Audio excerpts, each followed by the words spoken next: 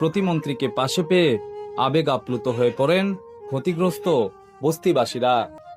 এ সময় আগুনের লেলিহান শিখায় সর্বস্ব হারানো বস্তিবাসীদের সান্ত্বনা দিতে দেখা যায় প্রতিমন্ত্রী এবং সাবেক সাফজয়ী ফুটবলার আমিনুল হককে। অগ্নিকাণ্ডের খবর পেয়ে দ্রুত রাজধানীর পল্লবীর বানিয়াবাদ বস্তিতে ছুটে যান সরকারের যুব ও ক্রীড়া প্রতিমন্ত্রী আমিনুল হক। এ সময় প্রতিমন্ত্রীকে পাশে পেয়ে আবেগ আপ্লুত হয়ে পড়েন ক্ষতিগ্রস্ত বস্তিবাসীরা।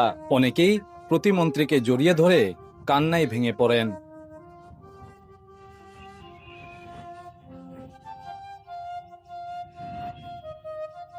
এ সময় আগুনের লেলিহান শিখায় সর্বস্ব হারানো বস্তিবাসীদের সান্ত্বনা দিতে দেখা যায় প্রতিমন্ত্রী এবং সাবেক সাফজয়ী ফুটবলার আমিনুল হককে।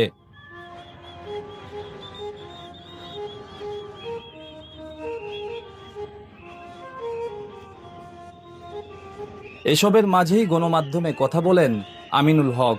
ক্ষতিগ্রস্ত বস্তিবাসীদের পুনর্বাসন সহ তাদের পাশে দাঁড়ানোর দৃঢ় অঙ্গীকার ব্যক্ত করেন তিনি। কাগজ প্লাস্টিকের দোকান ছিল, যার কারণে বাতাসের তীব্রতা থাকাতে এটা আগুনটা আরো দ্রুত ছড়িয়ে পড়ে। এখন ফায়ার সার্ভিসের যারা কর্মকর্তা আছেন তাদের সাথে কথা বলে তাদের যে অবজারভেশন, আলহামদুলিল্লাহ আমরা এই পর্যায়ে আমাদের আগুন নিয়ন্ত্রণে এসছে এবং আমরা তাৎক্ষণিকভাবে আমাদের সরকারের পক্ষ থেকে ইতিমধ্যে আমরা শুকনো খাবারের জন্য $10,00,000 ব্যবস্থা করে দিয়েছি। পাশাপাশি হচ্ছে তাদের পুনর্বাসন এবং তাদের এই সমস্যাটির সমাধান না হওয়া পর্যন্ত আমরা সার্বিকভাবে খোঁজখবর রাখবো।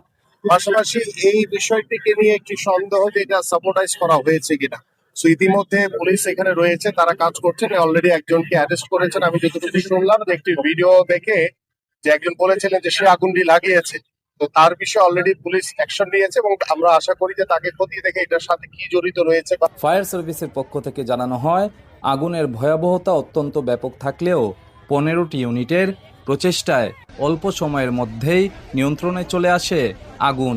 এছাড়া এখনো পর্যন্ত এই ঘটনায় হতাহতের কোনো খবর মেলেনি বলেও জানানো হয় ফায়ার সার্ভিসের পক্ষ থেকে। এবং ভাঙাড়ি দোকান রয়েছে এবং প্রায় 3 থেকে 3,500 লোকের বসতি, সেখানে আগুনের আমরা নিউজ পাই এবং 7:32 আমাদের প্রথম ইউনিটটি এখানে উপস্থিত হয়।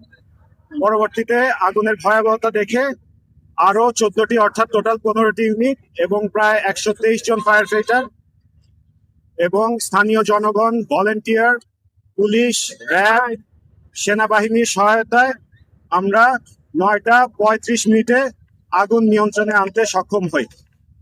আগুন সম্পূর্ণ নির্বাপন করতে আরো কিছু সময় লাগবে, কারণ আপনারা দেখতে পাচ্ছেন যে ভিতরে ছোট ছোট আগুন দেখা যাচ্ছে এবং যেহেতু রাস্তাগুলি খুব ন্যারো ছিল এবং ঘরবাড়ি ভেঙে যাওয়ার পরে রাস্তাগুলি বন্ধ হয়ে গেছে, তো সেই আগুনের সূত্রগুলিতে পৌঁছাতে আমাদের একটু সময় লাগছে। এর আগে অগ্নিকাণ্ডের নেপথ্যে দুই পক্ষের ঝগড়াকে কেন্দ্র করে আগুন লাগিয়ে দেওয়ার অভিযোগ উঠেছিল এক যুবকের বিরুদ্ধে। Imran Khan, the news, Dhaka.